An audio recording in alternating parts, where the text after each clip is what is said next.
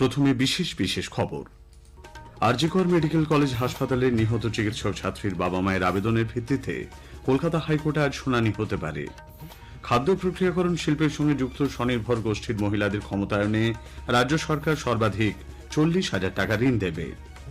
London সফরে আজ ভারতীয় হাইকমিশনে একটি অনুষ্ঠানে যোগ দেবেন মুখ্যমন্ত্রী মমতা ব্যানার্জি।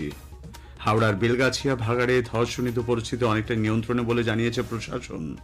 জল সরবরাহ ব্যবস্থা দ্রুত স্বাভাবিক করার চেষ্টা চলছে। আজ আন্তর্জাতিক যক্ষ্মা দিবস। এ উপলক্ষে নানা সচেতনতা কর্মসূচির আয়োজন করা হয়েছে। উত্তর ও দক্ষিণবঙ্গ সহ রাজ্যে সর্বত্রই আজ থেকে গরম বাড়বে। আসছে বিস্তারিত সংবাদে।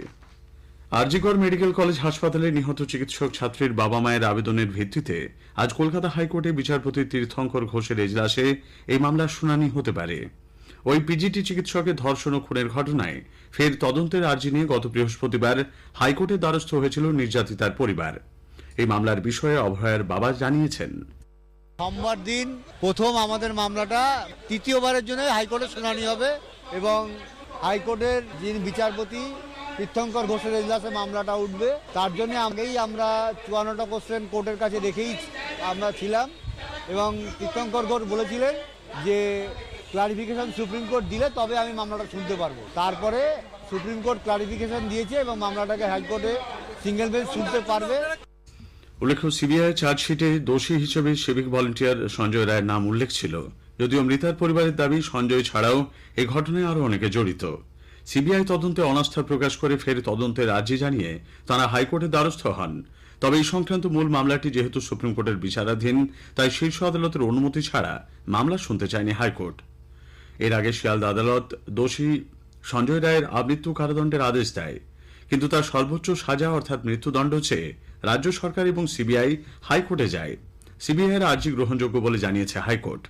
এদিকে বিজেপির রাজ্য সভাপতি সুকান্ত মজুমদারের নেতৃত্বে গতকাল তিলোত্তমা হত্যার প্রতিবাদে উত্তর 24 পরগনার পানিহাটিতে মিছিল বের হয়।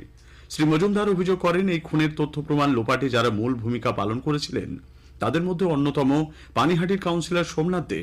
তাকে চেয়ারম্যান মনোনীত করে মুখ্যমন্ত্রী ন্যায় বিচারের জন্য রাস্তায় নামা বাংলার মানুষকে বিদ্রূপ করেছেন। আমাদের অভয়ার সাথে যে ধরনের অত্যাচার হয়েছিল এবং তারপরে তাকে খুন করা হয় তার তথ্য প্রমাণ লোপাট করার কাজ যে 3 জন তৃণমূল কংগ্রেস নেতা করেছিল, তাদের মধ্যে একজন হচ্ছে সোমনাথ দে। আজকে সেই সোমনাথ দেকে প্রাইজ পোস্টিং দেওয়া হলো, পুরস্কার স্বরূপ পানিহাটি পৌরসভার চেয়ারম্যান ঘোষণা করা হয়। খাদ্য প্রক্রিয়াকরণ শিল্পের সঙ্গে যুক্ত স্বনির্ভর গোষ্ঠীর মহিলাদের আত্মনির্ভর করে তুলতে রাজ্য সরকার এবার তাদের ঋণ দেবে। উদ্যান পালন দপ্তরের তরফ থেকেই প্রথম এ ধরনের উদ্যোগ নেওয়া হচ্ছে। প্রধানমন্ত্রী formalisation of micro food processing enterprise নামের একটি কেন্দ্রীয় প্রকল্পের আওতায় একজন মহিলা সর্বাধিক 40,000 টাকা মূলধন বা সিড ক্যাপিটাল হিসেবে ঋণ পাবেন। এজন্য তাদের নির্ধারিত প্রক্রিয়ায় আবেদন করতে হবে।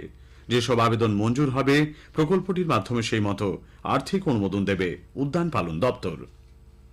লন্ডন সফরে মুখ্যমন্ত্রী মমতা ব্যানার্জি আজ ভারতীয় হাইকমিশনে একটি অনুষ্ঠানে যোগ দিচ্ছেন। মুখ্য সচিব মনোজ পন্থ, শিল্প সচিব বন্দনা যাদব ছাড়াও তার সঙ্গে রয়েছেন মুখ্যমন্ত্রীর নিরাপত্তা প্রধান পীযূষ পান্ডে, প্রিন্সিপাল সচিব গৌতম সান্যাল এবং রাজ্য পরিবহন নিগমের কয়েকজন আধিকারিক।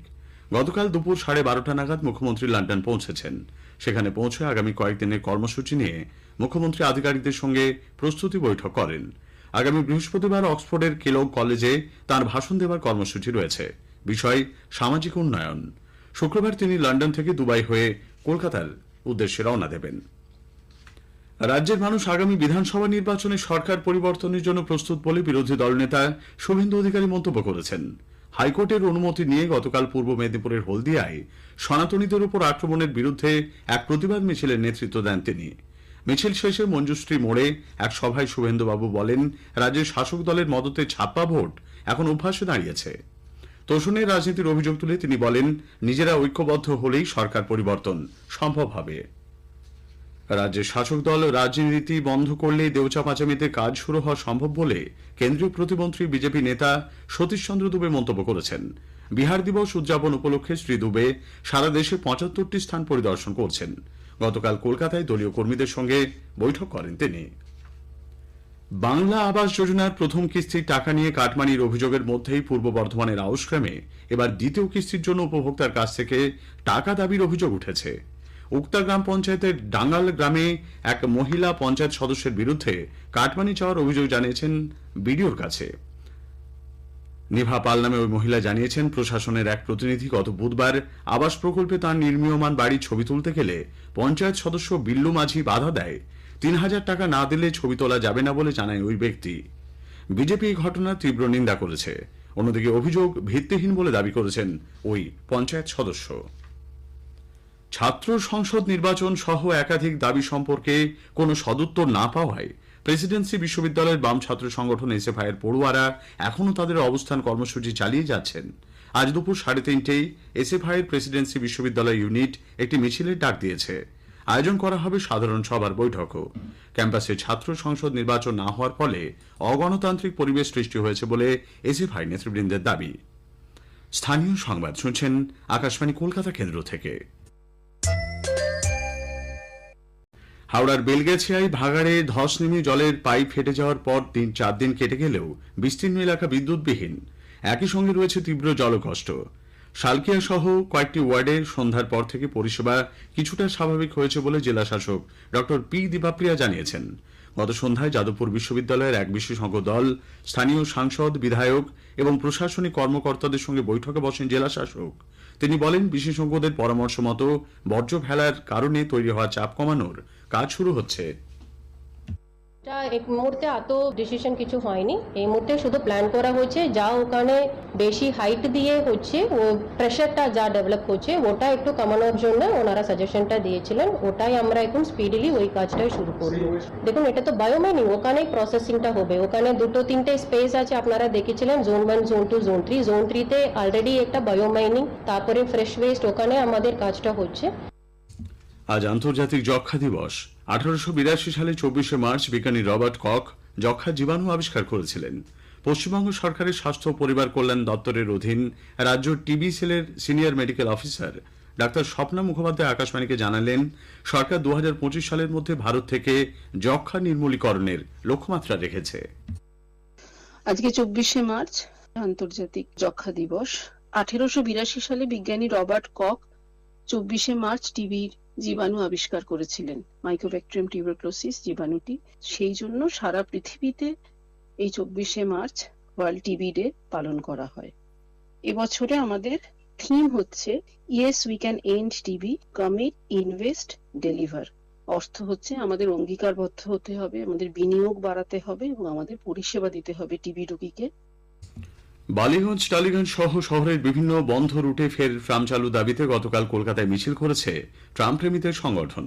গত বছর 1 আগস্ট থেকে পাইপলাইনের কাজের জন্য 24/29 রুটের বালিগঞ্জ থেকে টালিগঞ্জ পর্যন্ত ট্রাম পরিষেবা বন্ধ করা হয়।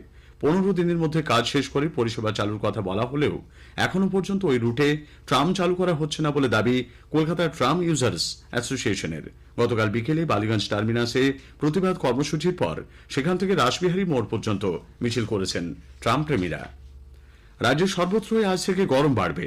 আলিপুর আবহাওয়া দপ্তরের পূর্বাভাসে জানানো হয়েছে, উত্তর ও দক্ষিণের জেলাগুলিতে আবহাওয়া শুষ্ক থাকবে। আবহাওয়া বিজ্ঞানী অন্বেষা ভট্টাচার্য আকাশবাণীকে জানালেন, দক্ষিণবঙ্গে তাপমাত্রা আগামী 3 দিন 3 থেকে 5 ডিগ্রি সেন্টিগ্রেড বৃদ্ধি পাবে এবং তাপমাত্রা তারপরের 2 দিনে মোটামুটি ভাবে আর চেঞ্জ হবে না, একই থাকবে। কলকাতা ও পার্শ্ববর্তী অঞ্চলে আজকে দমকা হাওয়া সহযোগে বজ্রপাত সহ বিক্ষিপ্তভাবে বৃষ্টির সম্ভাবনা আছে এবং তার পরবর্তী 4 দিনে সেরকম কোনো বৃষ্টির সম্ভাবনা নেই। উত্তরবঙ্গে বৃষ্টির সম্ভাবনা রয়েছে আজকে প্রত্যেকটি জেলাতেই এবং তার পরবর্তী 4 দিন মোটামুটি বৃষ্টিহীন থাকবে বলেই মনে করা হচ্ছে। আজ সর্বনিম্ন তাপমাত্রা রেকর্ড করা হয়েছে 22.1 ডিগ্রি সেলসিয়াস, যা স্বাভাবিকের থেকে 2 ডিগ্রি কম। সর্বোচ্চ তাপমাত্রা 31 ডিগ্রির আশেপাশে থাকার সম্ভাবনা। বিশ্ব আবহাওয়া সংগঠন দিবসে আকাশবাণী কলকাতার সংবাদ বিভাগের বিশেষ আলোচনা হাওয়া মোরগ। আলিপুর আবহাওয়া দপ্তরের প্রধান ডক্টর সোমনাথ দত্তের সঙ্গে কথা বলেছেন সুস্মিতা মণ্ডল। অনুষ্ঠানের প্রথম পর্ব গতকাল শোনা হয়েছে। আজ দ্বিতীয় পর্ব শোনা যাবে আগামী মঙ্গলবার সঞ্চয়িতায় রাত 8:30টায়। এই আলোচনা আকাশবাণী কলকাতার সংবাদ বিভাগের সামাজিক মাধ্যমে পাওয়া যাবে। মোহনবাগান কলকাতা প্রিমিয়ার হকি লিগে চ্যাম্পিয়ন হয়েছে। হাওড়ার ডুমুরজলার অ্যাস্ট্রোটার্ফ হকি মাঠে গতকাল ফাইনালে মোহনবাগান 3-1 গোলে ইস্টবেঙ্গলকে হারিয়ে দেয়। শেষ করার আগে স্থানীয় সংবাদের বিশেষ কিছু অংশ আরও একবার। আরজি কর মেডিকেল কলেজ হাসপাতালে নিহত চিকিৎসক ছাত্রীর বাবা মায়ের আবেদনের ভিত্তিতে কলকাতা হাইকোর্টে আজ শুনানি হতে পারে। লন্ডন সফরে মুখ্যমন্ত্রী মমতা ব্যানার্জি আজ ভারতীয় হাইকমিশনে একটি অনুষ্ঠানে যোগ দেবেন। স্থানীয় সংবাদ শেষ হলো।